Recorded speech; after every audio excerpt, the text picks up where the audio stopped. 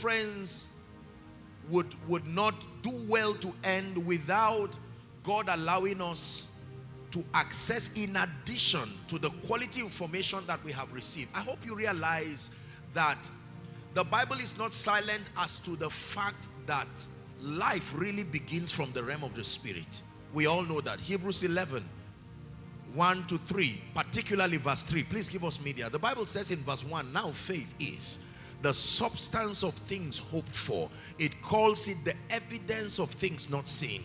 It says, by it the elders obtained a good report. Then verse 3 says, through faith we understand. Through faith, we were not there, but through faith we understand that the worlds were framed. That means they had their physical expression. What we call creation in the physical realm is simply transportation from the realm of the spirit.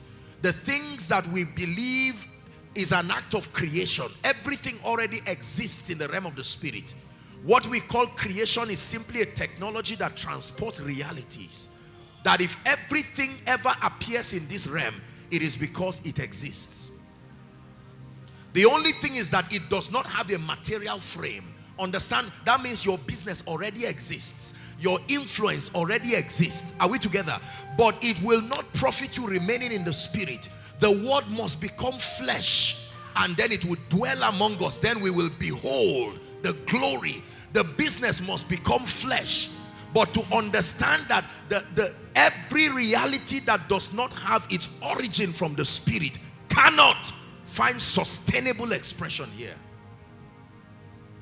Apostle James was teaching on faith and works, and then he borrows a concept in James chapter 2 and verse 26. He says, for as the spirit without a body is dead, so faith without works is dead. That means for every physical body you see, the life-giving factor comes from the realm of the spirit.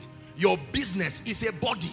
Your influence is a body. Your church is a body. Your organization is a body. If you cannot show me the spirit that gives it life, then I show you that there is no continuity.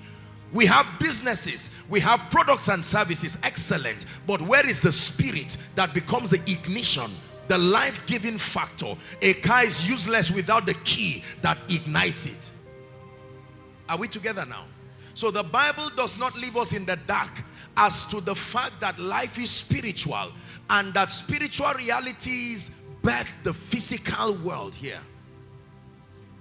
Unbelievers know this. Let me tell you, don't be fooled by the intelligence of people when they speak intellectually. They are not idiots. They understand the spiritual backing that supports them. Of course, they will not go to boardrooms communicating spiritual ideas. But ask any successful man, no matter how vocal they are negating the power of the realm of the spirit, there is some sort of prophetic backing. There is some sort of witchcraft or some manipulation that connects them with the realm of the spirit. There is a dimension you can never rise beyond. It's a threshold. You are allowed to vacillate beyond certain realms, but there is a realm when you get to, the realm of the spirit will come to your life as an invitation.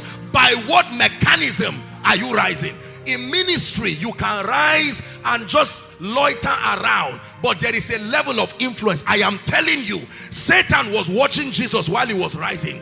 When he got to a point, Satan himself came and said, let's talk.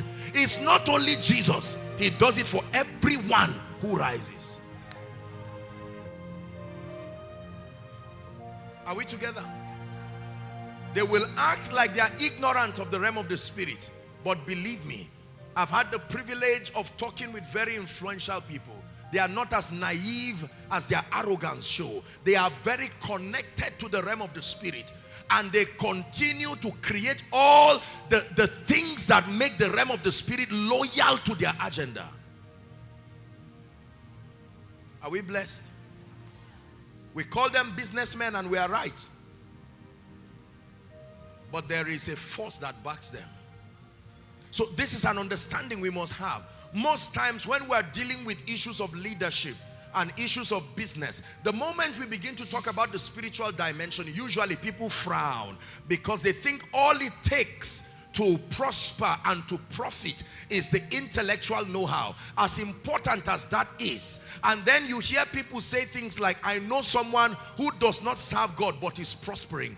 Let me tell you, anybody who prospers without honor to the realm of the spirit, there is a side effect he's not telling you.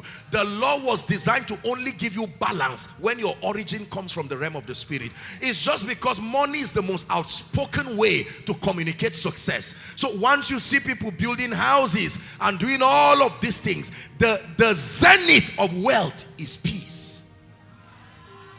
The zenith of wealth is not progress, it is peace. It says, peace I give you, my peace. There are other kinds, but my peace I live with you, not as the world gives. Are we blessed? So he says, the blessing of the Lord, it maketh rich and adds no sorrow. That means there is a kind of outcome that makes rich, and as your wealth is growing, your sorrow is also growing. Eating from the tree of the knowledge that contains both good and evil. As the good is growing in your life, evil is also growing. Your wealth is increasing, your marriage is dying too. Your wealth is increasing, your spiritual life is dying too. Your wealth is increasing, your honesty is dying too. Your wealth is increasing, your integrity is dying too. Please let us be honest enough to admit the fact that the realm of the spirit is the defender, is the stabilizer of every physical result you see here.